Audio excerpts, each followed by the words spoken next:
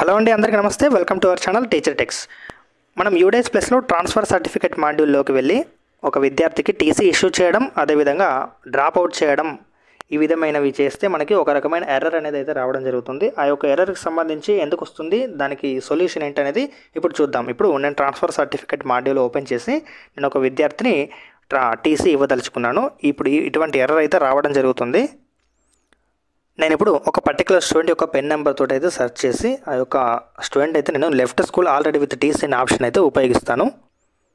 ఇక్కడ ఈ యొక్క స్టూడెంట్ ఆర్ యూ షూర్ అని అడుగుతుంది. నేను కన్ఫర్మ్ పైన ప్రెస్ చేయగానే ఇక్కడ లెఫ్ట్ స్కూల్ విత్ టీసీలో నేను ఇక్కడ సెలెక్ట్ డేటు ఇవన్నీ చేసి నేను సబ్మిట్ పైన ప్రెస్ చేయగానే మనకు are you sure you want to issue TC the student అనేది వచ్చింది. నేను ఇక్కడ కన్ఫర్మ్ పైన ప్రెస్ చేయగానే మనకు ఈ యొక్క ఎర్రర్ అయితే రావడం జరిగింది. అంటే removal deletion of student profile is currently disabled for your school. మరి ఇంకొక విద్యార్థిని డ్రాప్ అవుట్ చేసినప్పుడు మరి ఏ విధమైన ఎర్రర్ వస్తుంది?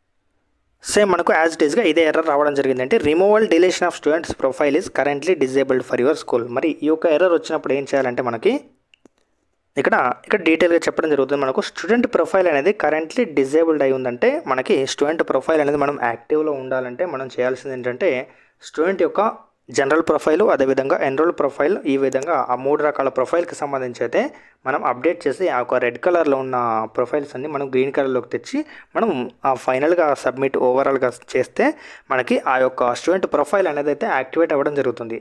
ఆ యొక్క ప్రొఫైల్ మనకి యాక్టివేట్ అయిన తర్వాతనే మనం ఈ యొక్క స్టూడెంట్ని డ్రాప్ బాక్స్లో కానీ అదేవిధంగా టీసీ ఇష్యూ కానీ మనమైతే చేయవచ్చు.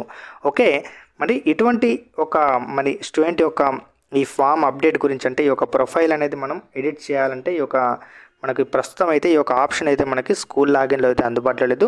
దీనికోసం అయితే మనం ఈ యొక్క ప్రస్తుత విద్యా సంవత్సరం 2024-25లో అయితే మనం ఇంకొన్ని రోజులైతే దీనికోసం అయితే వెయిట్ చేయాల్సి ఉంది.